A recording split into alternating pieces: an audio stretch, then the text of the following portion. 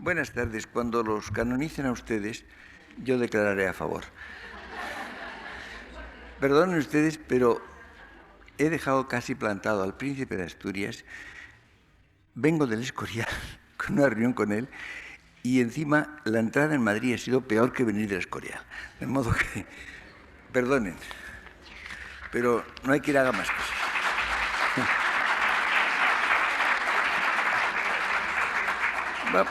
Vamos a hablar de Unamuno y el método del conocimiento.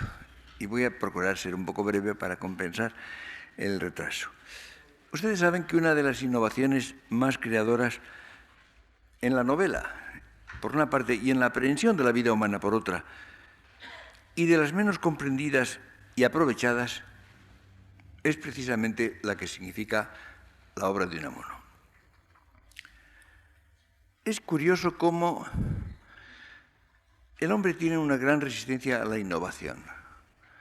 Cuando hay algo realmente nuevo, hay una resistencia. Sobre todo, claro, cuando la innovación consiste, digamos, en un artificio o en algo que es un poco truco, ¿no? Si se trata de escribir sin puntuación, por ejemplo, como si no hubieran existido los gramáticos alejandrinos, o se trata de mezclar, por ejemplo, las conversaciones en una novela, de modo que no sepa uno quién habla ni de qué. Esto sí, esto hace efectos y se imita, continúa, se desarrolla. O cuando se confunden los personajes o el narrador y no sabe uno quién está hablando de quién. Pero si se trata de pensamiento, si se trata de una innovación de pensamiento, entonces hay una resistencia. Es decir, que pensar otra forma de entender y presentar la vida humana es bastante difícil. Y esto es lo que creo que le ha ocurrido precisamente a la obra de Unamuno.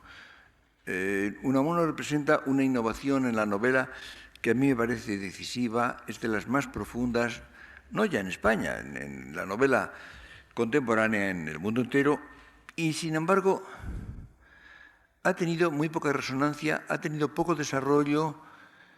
En definitiva, casi no ha tenido discípulos.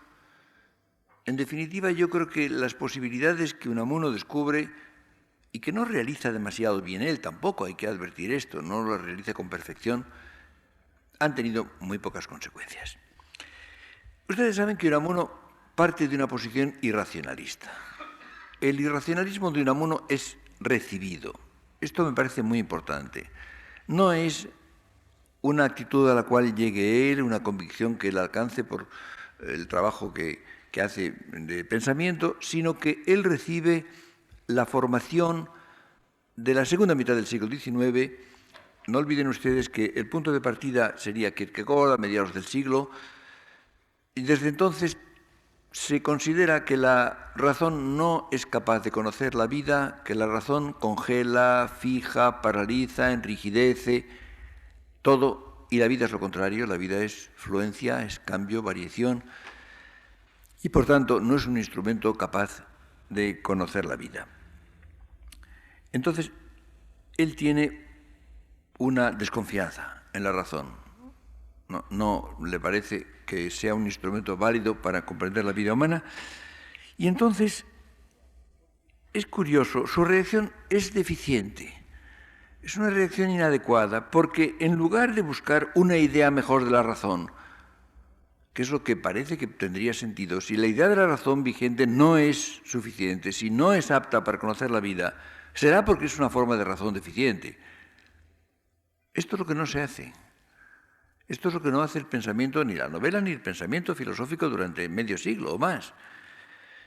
En lugar de eso, abandona la razón, renuncia a ella. Es una cosa sumamente curiosa. Y entonces, la idea de Unamuno es que hay que dar un rodeo. Hay que dar un rodeo por otra capacidad humana, por otra facultad, que es la imaginación. La imaginación, él dice, es la facultad más sustancial. Es la que hace que la sustancia de nuestro espíritu penetre en la sustancia del espíritu de las cosas y de nuestros prójimos. Y entonces, por eso, precisamente, en lugar de escribir libros filosóficos, él dice que lo que hace es fantasmagoría o mitología. va a escribir novelas. Novelas, obras dramáticas, poesía, primariamente novelas, sobre todo novelas.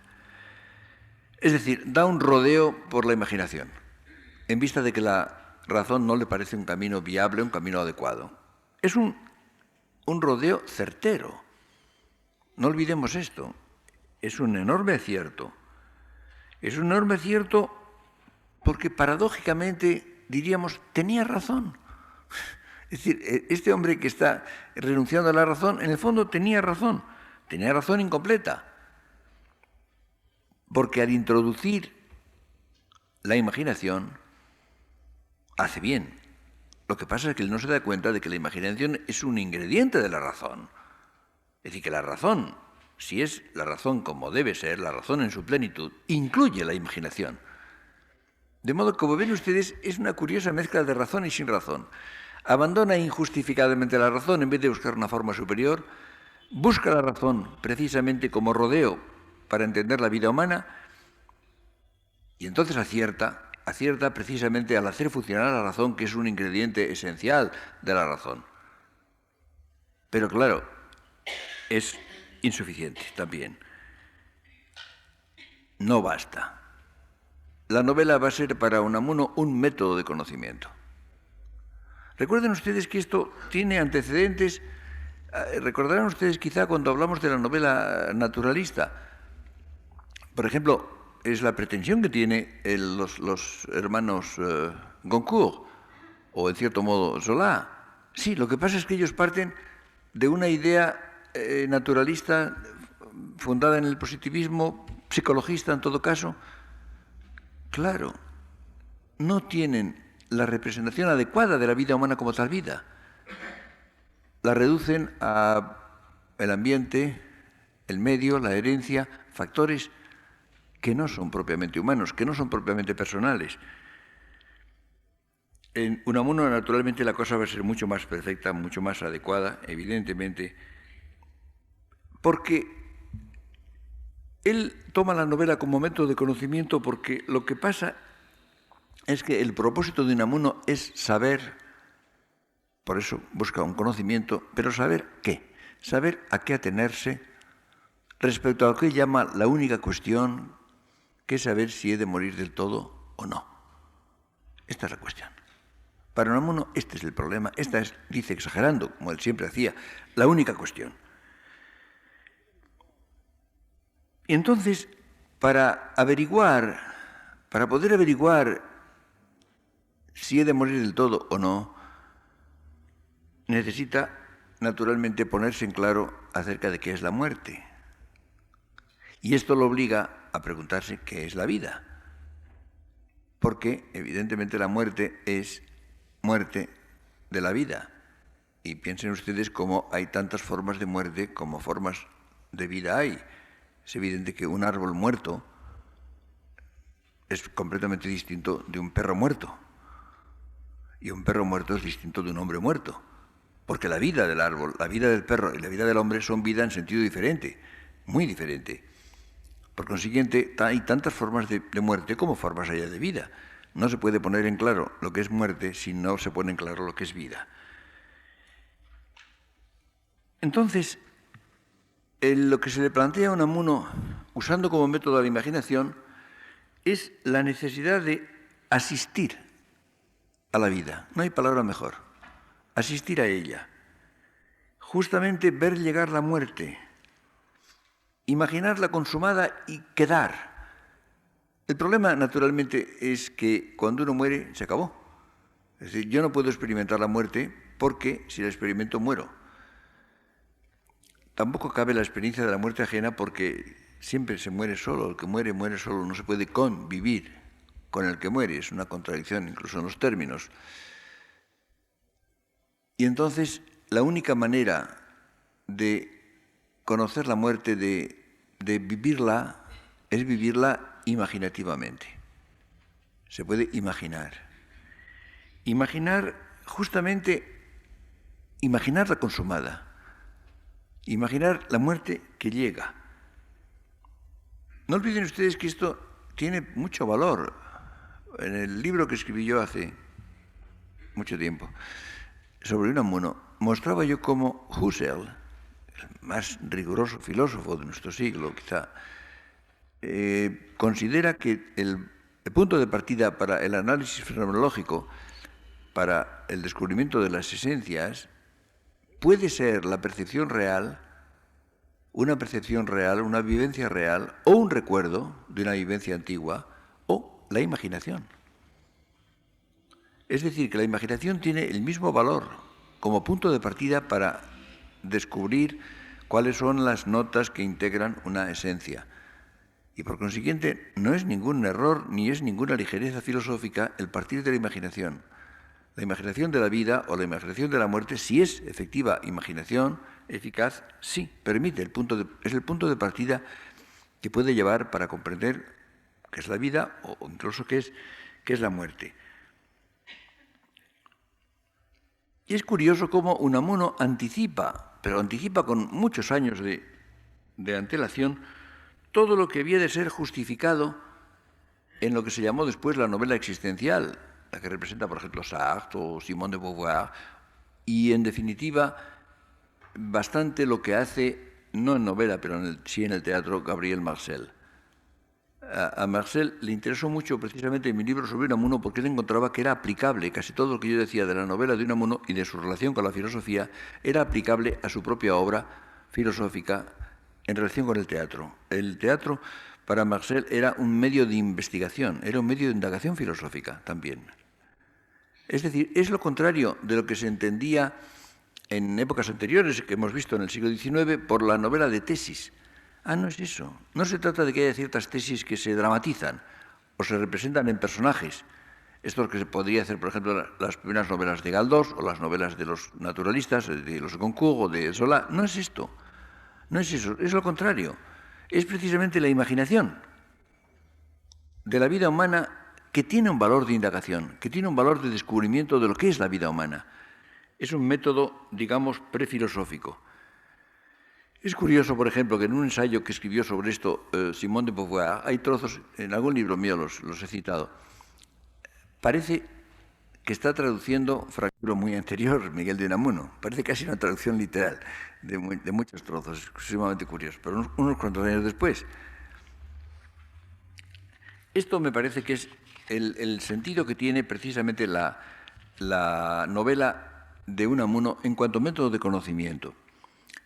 Ahora, hay algo más interesante que decir un poco abstractamente que es método de conocimiento. ¿Cómo aparece la vida humana en esta novela? No olviden ustedes que lo que nos preocupa en este curso son las formas de la vida humana en la novela. Pues bien, ¿cómo aparece la vida humana precisamente en la novela de Unamuno o en las que tienen que ver con esto, que no son demasiadas? No se trata de cosas. Esto es lo fundamental. Ni cosas físicas, ni cosas psíquicas.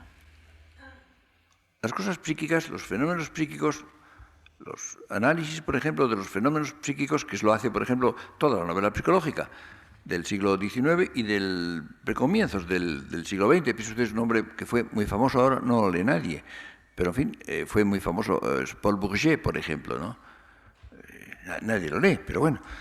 Representan eso precisamente. Es el estudio de ciertas, y el propio Zola intenta hacerlo, ¿no? Es el estudio de ciertas cosas psíquicas, de ciertos fenómenos psíquicos, ciertas pasiones o ciertas actitudes psíquicas. En la novela esta se trata en cambio de personas, es decir, de proyectos vitales que se intentan realizar en el tiempo, que acontecen. Lo decisivo es el acontecer y que por tanto se pueden contar, no analizar ni describir, no contar, narrar. Lo que importa, por eso, es el relato. Y este es, yo creo, el núcleo fundamental de la novela de Unamuno, que consiste precisamente en narración, consiste en relato de algo que acontece, es decir, algo dramático, algo que acontece a alguien. Eso es drama, justamente. Y es lo que le interesa a Unamuno. Ahora, salvo en la primera novela de 1897, Paz en la Guerra.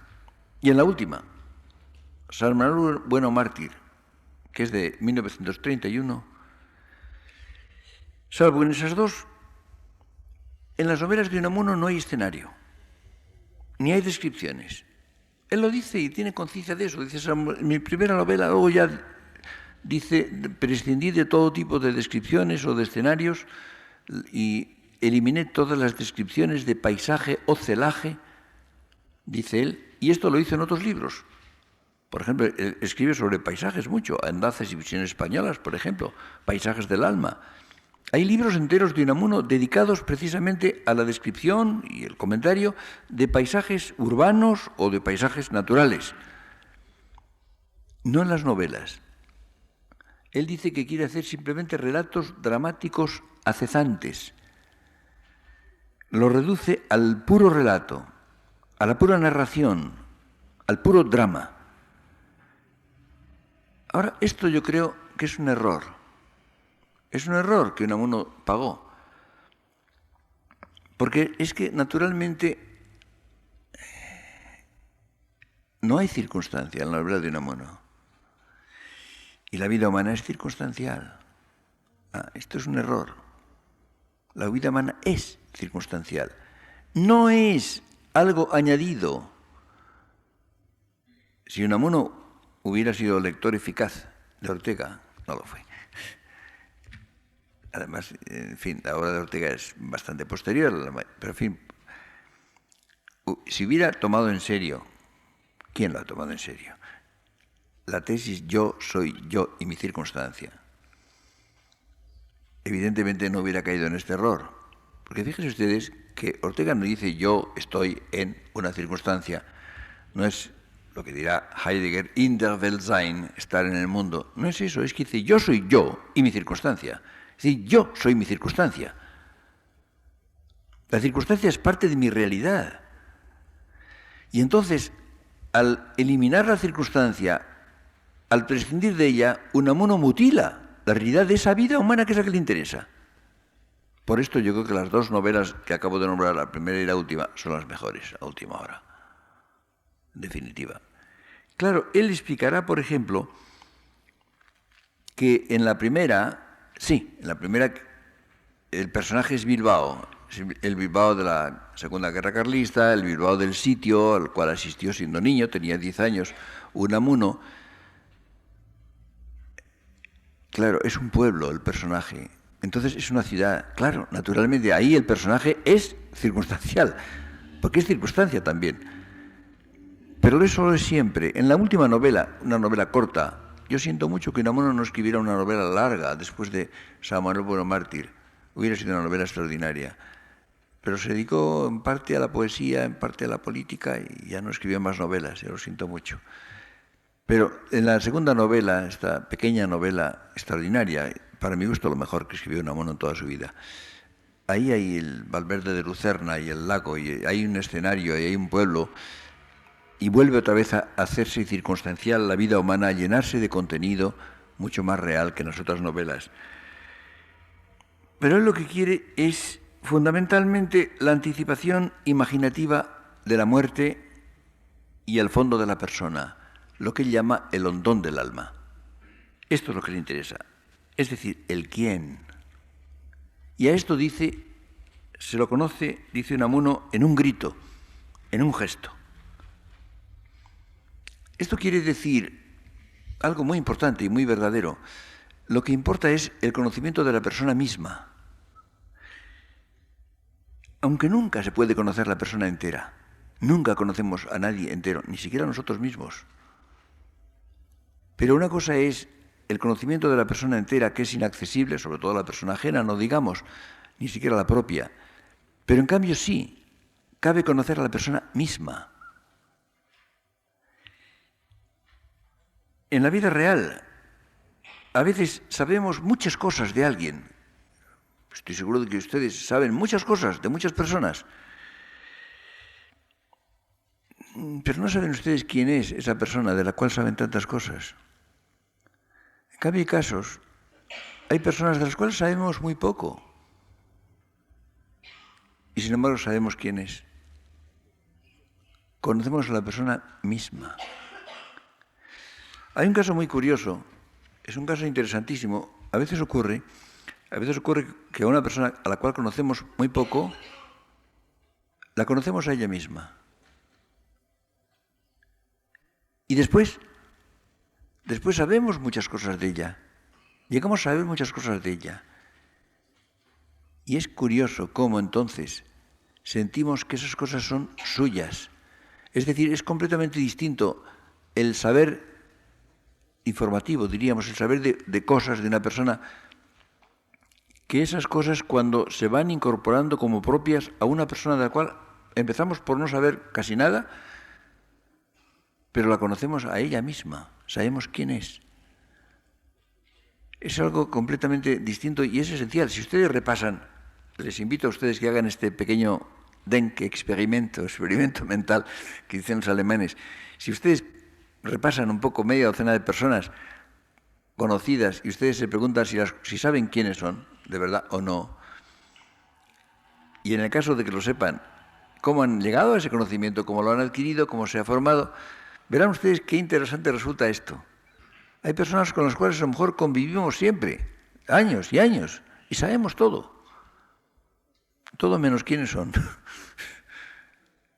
Y en cambio, una persona a la cual conocemos hace muy poco tiempo, de la cual no sabemos casi nada, sabemos quién es. Esto se ve muy claramente, por ejemplo, en las biografías. Hay biografías en las cuales el autor sabe todo, sabe lo que ha hecho el biografiado desde el nacimiento hasta la muerte, a veces paso a paso, sabe lo que ha hecho, sabe por dónde ha ido, sabe lo que ha viajado, sabe el dinero que ha tenido, sabe lo que comía, yo qué sé. Sí, lo único que no sabe es quién era aquel señor o aquella señora. Eso es una cosa. Y en otros casos no, en otros casos sí. El biógrafo comprende quién es y entonces nos lo comunica, nos lo presenta, nos lo hace vivir. Son muy pocas las biografías en que tenemos esta impresión, muy pocas. Pues bien, esto ocurre también, naturalmente, con la novela, que se trata de vidas imaginarias, pero ocurre lo mismo. Es decir, ¿hay o no hay un contacto con la mismidad de la persona? Esto es decisivo. Hay, en la vida real, este es un fenómeno que se produce de vez en cuando, no con mucha frecuencia. No con mucha frecuencia. Es decir, las personas en general, bueno, son tangentes unas a otras. En general se tocan, entran en contacto, no sé, la figura exterior, la corporeidad o el yo social, pero esa mismidad se escapa, ¿no? Y en algunos casos, repito, no muchos, no muchos. En definitiva, si hiciéramos un recorrido de qué personas hemos conocido en su mismidad a lo largo de una vida, veríamos que el botín es siempre bastante escaso. Pues bien, esto es lo que trata de conseguir Unamuno en la novela. Si toman ustedes, por ejemplo, Paz en la Guerra, que es circunstancial, porque lo es el personaje, naturalmente, tiene como tema primario la vida cotidiana, fundamentalmente. Y hay además algo decisivo, algo que es el experimento que hizo, pero 40 años después, lo hace Sartre. No sé si ustedes conocen la serie Le Chemin de la Liberté, ¿no? Pues bien, en ella hay un momento en que está la vida normal en Francia, en París, personajes, y hay el momento en que se cree que va a haber guerra. Va a aparecer la guerra mundial, se cree que va a haber, es el momento de cuando Múnich. Y entonces hay la situación anormal, se rompe la cotidianidad de la vida, la normalidad de la vida, porque la guerra va a empezar y hay un momento en que esto no pasa. Por final se arregla, hay el trato de Múnich y la guerra se aleja, hay un tomo que se llama le sursis, es decir, el sobreseimiento o el aplazamiento, ¿no? Pues bien, esto lo hace, es lo que justamente hace, pero el año 97, Unamuno en Paz en la Guerra. Es la vida cotidiana de Bilbao. Pero sobreviene la guerra carlista, Bilbao queda sitiado por los carlistas, hay los bombardeos, hay las resistencias, hay las dificultades de abastecimiento, se organiza la resistencia, se hacen las milicias voluntarias, etc.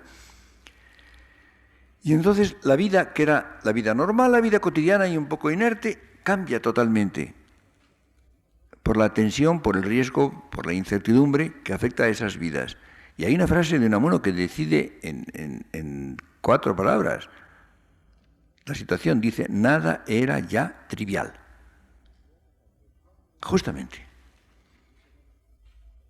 Es decir, se ha pasado del plano de la vida cotidiana, que en cierto modo es, bueno, das Alltag, que diría Heidegger, la vida cotidiana, es la vida pues, más o menos inerte, en principio no auténtica, el man, diría también Heidegger, se pasa a la vida de cada uno en una situación de tensión, una situación en que cada uno se encuentra con que su vida se ha vuelto problemática y está amenazada por diferentes riesgos, y entonces desaparece la cotidianidad y desaparece la trivialidad. Ya nada era trivial.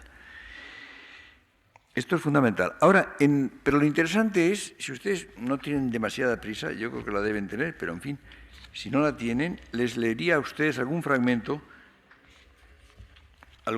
para que vean ustedes cómo Unamuno plantea este problema de la vida cotidiana. Hay un pasaje en Paz en la Guerra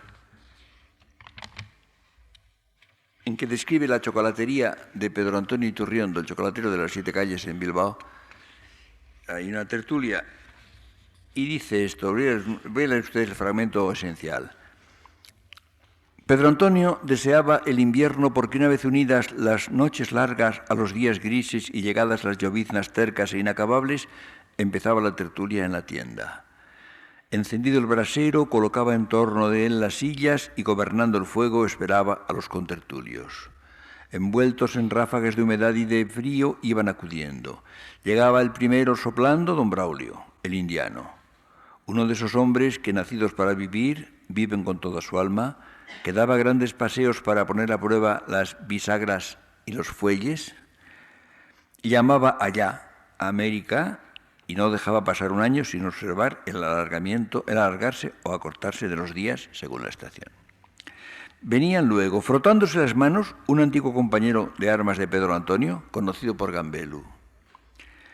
Limpiando al entrar los anteojos que se le empañaban, don Eustaquio, exoficial carlista acogido al convenio de Vergara, del cual vivía.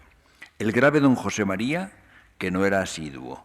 Y por último el cura don Pascual, primo hermano de Pedro Antonio, refrescaba la atmósfera al desembarazarse airosamente de su manteo. Y Pedro Antonio saboreaba los soplos de don Braulio, el frote de manos de Gambelu, la limpia de los anteojos de don Eustaquio, la aparición imprevista de don José María y el desembozo de su primo. Y a las veces se quedaba mirando el reguero de agua que corría por el suelo chorreando de los enormes paraguas que los contertulios iban dejando en un rincón, mientras arreglaba él con la badila la brasa, echándole una firma. Ven ustedes qué tipo de descripción. Es una descripción vital, es una descripción biográfica. No cuenta cómo son, ni cuenta qué muebles había en la habitación, ni cómo era la habitación, ni cómo iban vestidos los personajes. No cuenta nada de eso, ni si tenían bigote o no. Cuenta lo que hacían. Limpiar las gafas, desembozarse, frotarse las manos, poner los paraguas, etc. Es lo contrario del realismo, como ven ustedes. Es absolutamente lo contrario. Es la realidad en vez del realismo. Yo empleo una fórmula y digo, los realistas engañan a la realidad con las cosas. Es lo que hace lo contrario. Él es fiel a la realidad, precisamente, y se desentiende de las cosas. El libro entero está así, es un libro extraordinario, es un libro absolutamente extraordinario. Para que ustedes tengan idea de las cosas que pasan en este mundo, la primera edición es del año 1897 y la segunda es de 1923. La primera edición sería probablemente 1000 ejemplares. La tengo.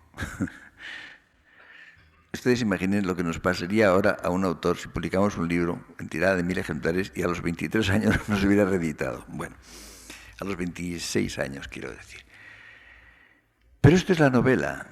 Esta es esa extraordinaria novela de la cual no se ha enterado casi nadie, a la cual no le ha hecho casi nadie.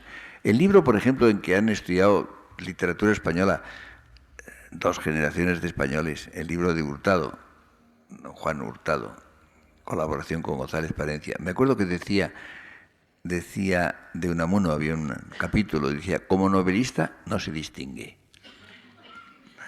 Y lo que hizo toda su vida fue distinguirse, porque lo que hizo fue unas novelas muy extrañas, muy distintas de todas, hasta el punto de que, naturalmente, a Niebla, saben ustedes que la subtituló Nibola, porque es que alguien le dijo, esto no es una novela. Dijo, no, es una nibola. Como uno que hizo un soneto muy raro y dijo, no es un soneto, es un sonite. Bueno, pues lo que hizo fue distinguirse. Pues este libro, que era un libro muy sesudo y en el cual han aprendido miles de españoles, literatura española, decía, como novelista no se distingue. Bueno, cuando yo escribí mi libro, estaba vigente esta concepción. Nadie se había ocupado de la novela de Unamuno, precisamente. Los ensayos, la poesía, sí, la novela no parecía interesante. Y yo encontré que era lo más interesante, filosóficamente y literariamente. Pues bien, esto es precisamente el tema de esta novela, la vida cotidiana, su traslación por la guerra, el final en que precisamente hay una especie como de última reconciliación, de último sentido, de que la guerra es algo absurdo, que ha destruido la vida cotidiana, que ha destruido a las personas, que las ha dejado heridas, y entonces se descubre la paz en la guerra, es el sentido del título.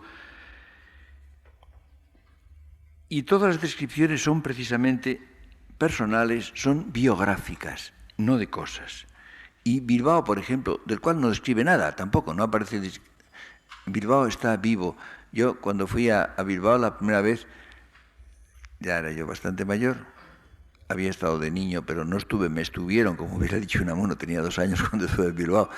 Pero cuando lo vi era ya naturalmente adulto y había leído Unamuno, claro, y encontré precisamente cómo, sobre todo el viejo Bilbao, las 7 calles, lo había vivido en esta novela sin descripciones. En el resto de las obras, de las novelas, Unamuno va pasando a la vida individual en sentido más estricto, no sin pérdidas, repito. Por una parte, en Amor y Pedagogía, que es una novela con un propósito excesivamente satírico, de la gente que vive por principios, que vive en la ciencia, es el tipo del científico, pseudocientífico, don Abito Carrascal, que lo hace todo naturalmente por principios, dice que digiere por fisiología y anda por geometría proyectiva. Y, por ejemplo, cuando se cree que se enamora, entonces se encuentra una muchacha, que es dolicorrubia, que le parece el tipo ideal para ser madre de un genio, porque quiere casarse para tener un genio. Y entonces le prepara una declaración de amor, que es un informe completísimo en el cual le explica por qué razón quiere casarse con ella. Y entonces va a ver a esta muchacha, dolicorrubia, pero resulta que está de visita en su casa una amiga, Marina, que es braquimorena, completamente distinta. Y acaba por darle el informe a esta. Es decir, en vez de casarse deductivamente, al final se casa inductivamente. Es la sátira. Luego después tienen un hijo y luego se ahorca, porque en fin, es una novela muy satírica y muy triste. Por otra parte, en Niebla, que es la más famosa de las novelas de Unamuno, la que fue traducida a muchas lenguas y le ha dado más fama, no creo que sea la mejor, para mi gusto no es la mejor. Tiene cosas extraordinarias. Por ejemplo, tiene ese diálogo entre el personaje y el autor, que va a visitarlo y a decir que quiere morir, y entonces luego resulta que al final no quiere morir, pero dice, estás ya muerto, está escrito, no tiene arreglo la cosa, ¿no? Y es naturalmente una anticipación bastante anterior a lo de Pirandello, a los 6 personajes en busca de autor. Es decir, esa cosa de introducir al personaje en la vida del autor. Esto está muy bien, pero lo hizo Unamuno mucho antes, lo siento. Y entonces aparece ese tema tan importante en la obra de Unamuno de lo que llama, cuando él pregunta, ente de realidad, ente de ficción, dice, de ficción de realidad, que es realidad de ficción.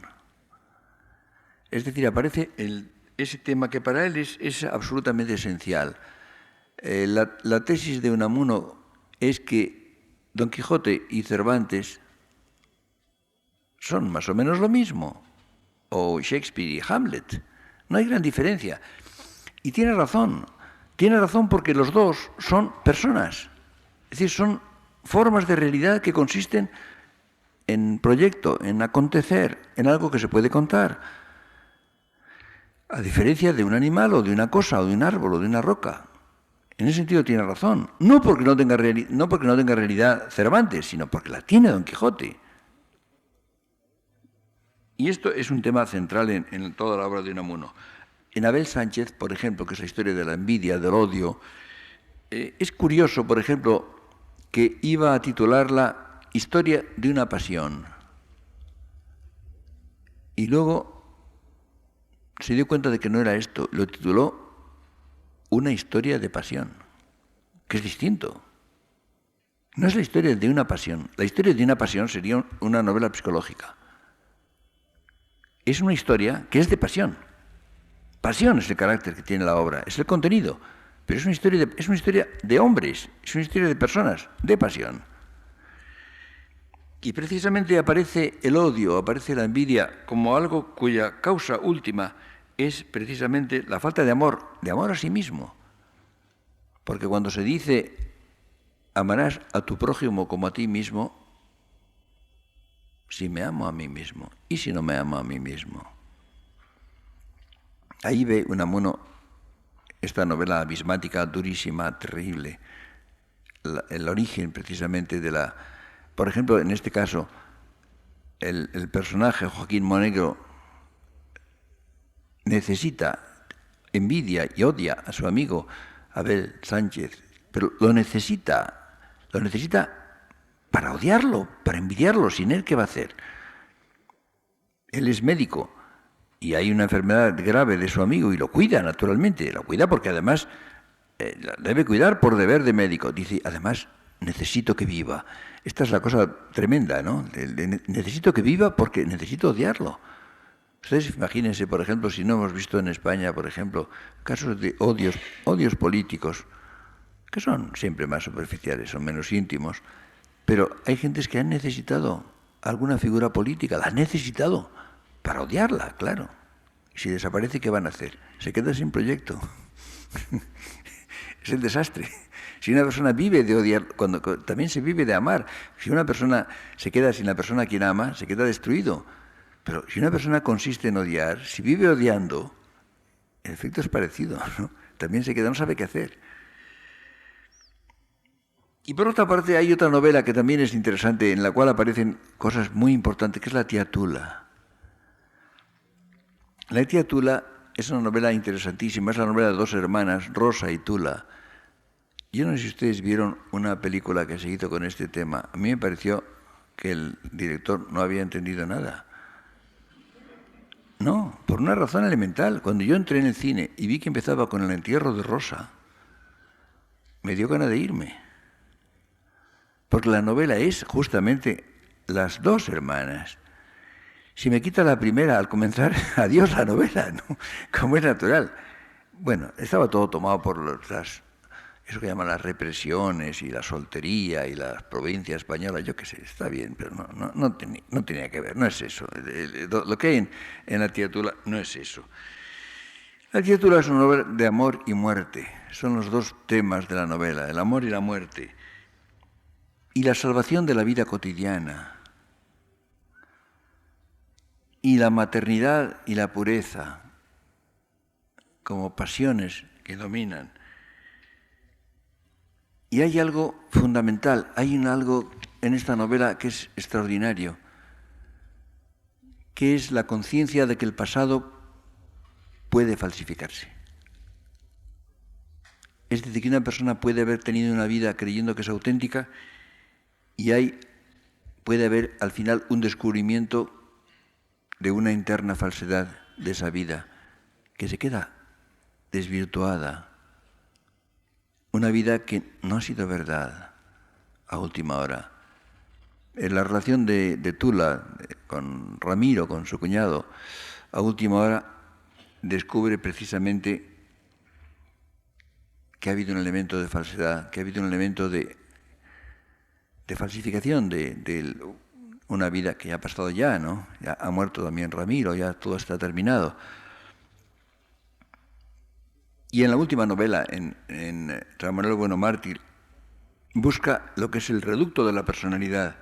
Ahí vuelve la circunstancia, muy reducida, muy elemental. Es un mínimo, pero aparece la convivencia. Y aparece la angustia del sacerdote que duda de la inmortalidad, que cuando va a rezar el credo, al decir creo en la resurrección de la carne y la vida perdurable, se calla, no lo dice, y deja que lo diga el pueblo, y trata de creer en el pueblo que cree, y tiene la preocupación de que no se inquieten, de que no dejen de creer, de que no tengan dudas. Él las tiene, él no las puede evitar, pero trata justamente de que vivan precisamente en esa certidumbre en la cual él no puede estar. Es decir, es la novela de la expectación inquieta de la vida eterna. Es una de las novelas, una novela muy biográfica, evidentemente ahí está Unamuno, en cierto modo. Es una de las novelas más profundas, más conmovedoras que yo he leído, nunca. Es extraordinario. Y hay, por último, no quisiera abusar de eso hoy, pero voy a terminar. Hay también el complemento del verso. El verso tiene un valor, el verso reproduce el temblor íntimo de la vida. Toda la forma de la prosa, naturalmente hablada o escrita, tiene un cierto temblor de la actitud del que habla o del que escribe. Eso es el tener estilo. Pero en el verso hay la forma rítmica, la forma métrica, la rima en algunas lenguas. Y esto naturalmente conserva, es decir, al reproducirse esa forma literalmente, se reproduce la actitud del que lo creó. Es un poco como en un disco. Ustedes hacen pasar la aguja por un disco y vuelve a sonar la voz que lo grabó, la misma vibración. Por eso dice Unamuno, cuando me creéis más muerto, retemblaré en vuestras manos. Justamente es eso, es lo que se trata. Y entonces esto además cabe asociarlo al relato. Ustedes saben que Unamuno escribe un relato, una especie de novela en verso, que es Teresa. Es un largo poema trivial, son dos novios de provincia, los dos tuberculosos. Ella ha muerto, Teresa, y Rafael sabe que va a morir pronto y está esperando la muerte, está deseando la muerte. La está deseando. La está esperando, hay un momento en que es inminente y es conmovedor. Si tuviéramos más tiempo, les leería a ustedes unos fragmentos, pero es muy tarde. Y es curioso porque además es una forma interesante. La muerte, que es siempre soledad, la muerte es radical soledad, en este caso no lo es del todo, porque mediante el amor, es un libro de amor, es un relato de amor, se llega a la muerte compartida. Es una muerte compartida. Y hay una serie de imágenes, una serie de metáforas realmente sobrecogedoras en que aparece la inminencia de la muerte. Como ven ustedes, Unamuno representa un enorme avance en el conocimiento de la vida, en estratos quizá más profundos que nadie. Probablemente sí. Y hay un paralelismo con la evolución de la filosofía, que ha pasado del positivismo y el psicologismo justamente a la teoría de la vida humana como tal. Y todo eso se ha perdido, o casi. No ha tenido apenas seguidores. No ha dejado casi simiente. La novela española, por ejemplo, ha seguido el camino de la trivialización, en muchos sentidos. El que ha tenido más influencia de los novelistas españoles del 98 ha sido sin duda Baroja, muy interesante, pero el menos creador, el menos innovador de todos. La novela extranjera ha desconocido a Unamuno, totalmente, absolutamente lo ha desconocido. Hubo por Unamuno un breve interés político cuando lo confinó Primo de Rivera y después estuvo en Destierro. Entonces interesó, todo el mundo escribió sobre Unamuno, lo tradujeron, pero les interesaba la política, no les interesaba Unamuno. Es interesante cómo Unamuno había anticipado la mayor parte de los temas de lo que fue luego el existencialismo. Cuando apareció el existencialismo, nadie lo puso en relación con Unamuno. Nadie. Nadie se había enterado. Muy curioso. Y ahí es donde están, yo creo, las posibilidades más interesantes, que están realizadas imperfectamente en Unamuno. Precisamente por esa tentación de la eliminación de la condición circunstancial, por esa relativa abstracción, esa especie de descarnamiento que hace experimentar la novela. Pero están ahí, esas posibilidades, están esperando que alguien las recoja y las lleve a plenitud, a lo que hubiera sido la gran novela del siglo XX, que será, si acaso, la del XXI. Muchas gracias.